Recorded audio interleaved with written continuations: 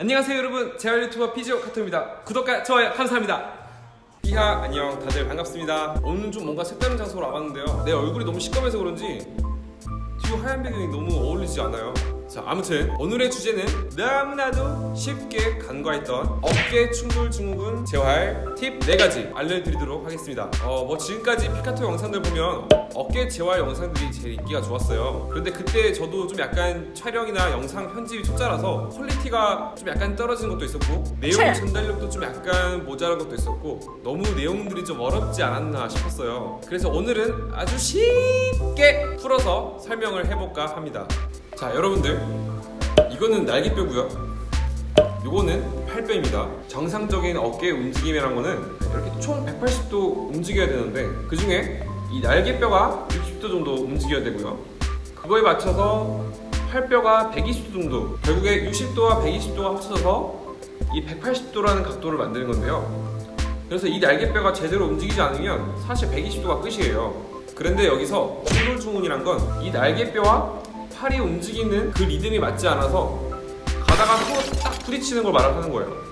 이런 식으로 맞춰서 가야 되는데 뭔가 얘네 속도의 타이밍이 잘 맞지 않다는 뜻이죠. 이 충돌 증후군의 거의 대부분의 원인은 날개뼈에 있다고 보시면 되세요. 날개뼈가 너무 느리게 가거나 혹은 자기 멋대로 먼저 움직여 있어서 팔뼈에 계속 부딪힌다는 뜻이에요. 네, 그런데 이 두 가지의 재활 방법이 각각 다르다는 거 여러분들 알고 계셨습니까? 자, 그래서 알려드리는 첫 번째 팁, 어깨가 으쓱인지 안 으쓱인지 봐야 된다. 자, 이게 무슨 뜻이냐면 사람들마다 어깨 모양이 각각 제각각인데 어떤 분들은 날개뼈가 너무 빨리 움직여서 으쓱이 되어 있는 거예요. 안 으쓱 어깨는 너무 얘가 느리게 움직여서 생긴다고 보시면 돼요. 으쓱되어 있는 분들은 치료하기 굉장히 쉬워요. 보통 스포츠나 노동을 하신 분들한테 많이 발생하게 되는데, 그냥 대충 상부순부근 죽여놓고 안 으쓱하는 근육들을 그냥 대충 운동 많이 해가지고 하면 돼요. 이것에 관한 영상은 피카토 재활 운동 목록에 가셔서 팔 만세할 때 어깨 통증이 있는 분들 따라해보세요. 그 영상을 보시고 혼자 그냥 대충 따라하셔도 어지간해선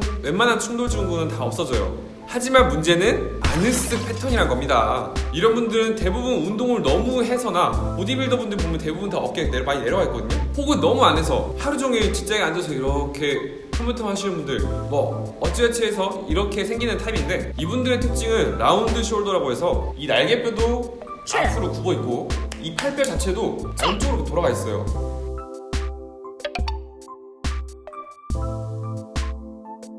누구 어깨? 딱 여러분들의 어깨 클라스입니다. 네, 그리고 결정적으로는 이 날개뼈를 몸통 쪽으로 이렇게 몸통 쪽으로 밀어주는 정거근이 매우 약해져 있습니다. 그런데 여러분들, 근육은 늘어나면 늘어날수록 더 단단해진다는 거 알고 계셨나요? 뭐든지 아래로 축 처져 있는 어깨라서 이 근육들은 제발 좀 날 그만 당겨! 라고 하면서 계속 스스로 당기면서 긴장하고 수축하고 있는 상태란 말이죠. 하지만 여러분들은 이 불쌍한 근육에게 어떻게 대하셨습니까? 뭉쳐있는 근육 따윈 죽여야 제맛이지. 피카토씨 잘못했어요.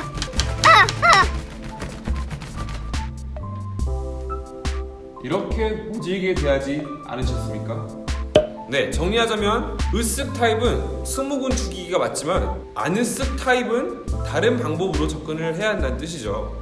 자, 여기서 들어가는 두 번째 팁, 조이고 뒤집고 밀어라. 와, 또 이게 또 무슨 또 해계망측한 소린가. 자, 차근차근 하나씩 설명해 드리도록 하겠습니다. 결론부터 말씀드리자면 결국에는 안 으쓱 어깨 타입인 분들은 날개뼈를 먼저 제 위치에 갖다 놓고 정거근을 쓰게 만들라는 겁니다. 자, 정거근이란 근육은 날개뼈가 이렇게 돌아갈 때 3차원적으로 잘 이해해 주세요. 이렇게 바깥쪽으로 돌아가는 거를 도와주는 근육이기도 하고요, 내 날개뼈를 앞으로 이렇게 쑥 밀어주는 근육이기도 해요. 얘가 이렇게 돌아간 것처럼 보이지만 사실은 이렇게 앞으로 나온다는 거죠. 근데 정거근 약하신 분들은 대부분 날개뼈가 뒤로 들려 있거든요. 그런데 그 정거근을 잘 활동하게 하기 위해서 우선 날개뼈 위치를 제 위치로 잡아야 돼요. 그래서 그 중에 제일 첫 번째 조건인 조이기, 팔뼈를 먼저 조이라는 거예요. 회전근개 근육이라 해서 내 여기 날개뼈에서 여기 팔 이렇게 이어지는 근육이 있는데 얘를 먼저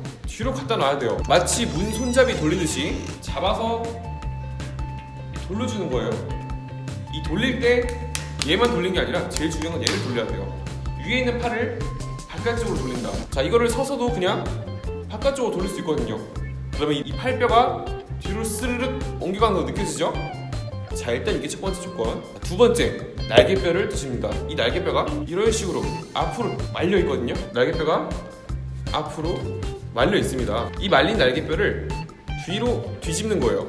날개뼈를 뒤로 뒤집는다.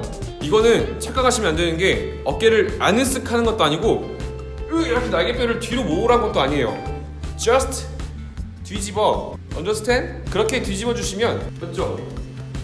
날개뼈 아래쪽에서 하부 승모근의 느낌이 살짝 나요.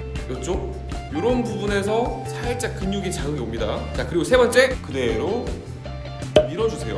네, 별거 없습니다. 이미 회전근개와 하부 승모근 형님들이 이미 자리를 다 마련해놨기 때문에 우리 고귀하신 정거근님은 그저 밀기만 하면 됩니다. 하지만 이 중에 단 하나라도 조건을 충족시키지 못한다면 당신은 또 하고 찝힘을 느끼실 수 있을 거예요.